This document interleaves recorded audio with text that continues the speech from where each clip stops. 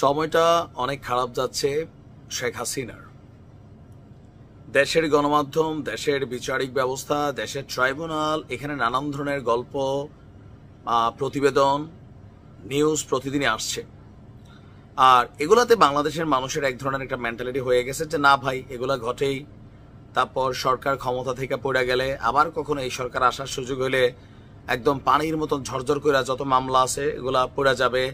আসলে যারা রাঘব বোয়াল বা এত বড় পোস্ট পদবিতে থাকেন তাদের কিছু করার মতন ক্ষমতা সরকারের থাকে না। তবে সরকারের ক্ষমতা থাকুক না থাকুক,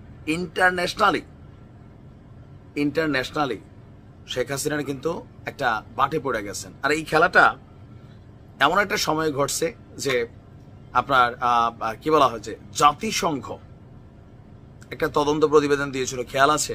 ওই প্রতিবেদনটা পূর্ণাঙ্গভাবে আমরা ওইভাবে দেখে নাই, বাট এখন এই প্রতিবেদনটা জাতিসংঘের যিনি মানবাধিকার কি বলা হয় যে কমিশনার আছেন, মানবাধিকার বিষয়ক হাই কমিশনার যিনি আছেন ভলকার তুর্ক, তার একটা বক্তব্য থেকে গতকালকে আপনার একটু শোরগোল পাকাইছে।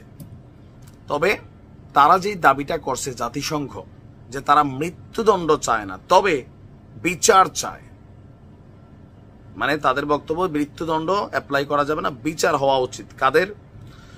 জুলাই গণঅভ্যুত্থানের সময় আন্দোলনকারী এবং সমর্থকদের উপর মানবতা বিরোধী অপরাধ ঘটেছে। আর এটা কে করেছে? আওয়ামী লীগ সরকার।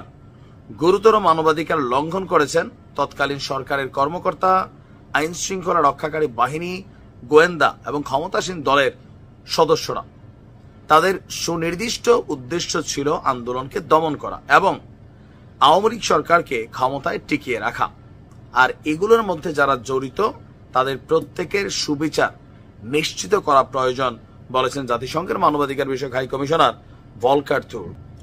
গতকালকে আপনার জেনেভায় জাতিসংঘের মানবাধিকার বিষয়ক কার্যালয়ে যে কাউন্সিল ছিল, সেই কাউন্সিলের 55তম অধিবেশনে তিনি বলেছেন বাংলাদেশে 2024 সালের 1 জুলাই থেকে 15 আগস্ট পর্যন্ত মানবাধিকার লঙ্ঘন নিয়ে জাতিসংঘের তথ্যানুসন্ধান দলের যে প্রতিবেদন, সেইটার বিষয়বস্তু উপস্থাপন করেছেন ভলকার তুর্ক। তিনি বলছেন বাংলাদেশে পদ্ধতিগতভাবে গুরুতর মানবাধিকার লঙ্ঘন করা হয়েছে। শতাধিক বিচার বহির্ভূত হত্যা, নির্বিচারে গ্রেপ্তার, নারী শিশুদের নির্যাতন, বিরোধীদের নির্যাতন, সহিংসতা চালানো হয়েছে। মানবাধিকার লঙ্ঘনের উদ্দেশ্য ছিল আন্দোলন দমন করা এবং সরকারকে ক্ষমতায় টিকিয়ে রাখার। সবকিছু হয়েছে আওয়ামী লীগের নেতৃত্ব এবং জ্যেষ্ঠ নিরাপত্তা কর্মকর্তাদের নির্দেশনায়। আন্দোলনকারী এবং তাদের সহযোগীদের দমনে মানবতা বিরোধী অপরাধও সংগঠিত করা হয়েছে। সরকার আন্দোলনকারীদের চিকিৎসা সেবা পেতে দেয়নি।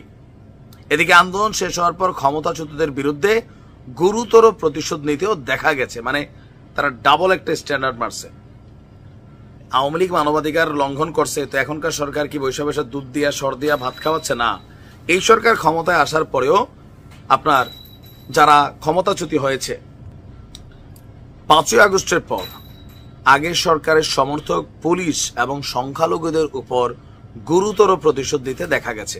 জাতিসংঘের এই রিপোর্টটা ডক্টর ইউনূসকে এইখানে কিন্তু একটা লারা দিয়া গেছে। এই যে সংখ্যালঘুদের উপর গুরুতর প্রতিশোধ কিসের? পলিটিক্যালি সেটা তো বলে নাই, যে সংখ্যালঘু, যেটা পাকিস্তান, ভারত বলছে, আমেরিকা বলছে, বিভিন্ন মানবাধিকার সংগঠনগুলো বলছে। পরবর্তী পদক্ষেপ হিসাবে জবাবদিহিতা নিশ্চিতের বিষয়টি তুলে ধরেছেন তুর্ক। তিনি বলছেন জবাবদিহিতা নিশ্চিত প্রচেষ্টা শুরু হয়েছে। আন্তর্জাতিক ট্রাইব্যুনালে অনেক মামলা হয়েছে, তবে এই সকল মামলায় সুবিচার নিশ্চিত করতে হবে। আর জাতিসংঘ চাইছে মৃত্যুদণ্ডের বিধান যেন বাতিল হয়। জাতিসংঘ মানবাধিকার কমিশন এই ব্যাপারে সরকারকে সহায়তা দিতে রাজি আছে।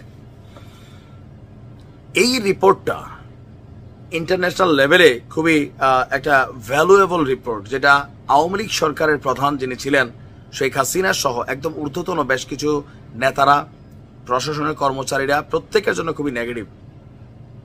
যে হ্যাঁ না, সরকার কি বলছে, এটা হয়তো রাজনৈতিক সরকার না, বলতেই পারে এরা মিথ্যা বলবে, কিন্তু যখন জাতিসংঘ থেকে একটা রিপোর্ট হয়, রিপোর্টটা সারা পৃথিবী দেখে। ইন্টারন্যাশনালি এক ধরনের ইমেজ সংকটে মানবতার মা হিসেবে তিনি বেশ কয়েকবার উপাধি পাইছিলেন, রোহিঙ্গা জায়গা দিয়া, সব কিন্তু শেষ হয়ে গেছে। দেখা যাক কি হয়। ভালো থাকুন।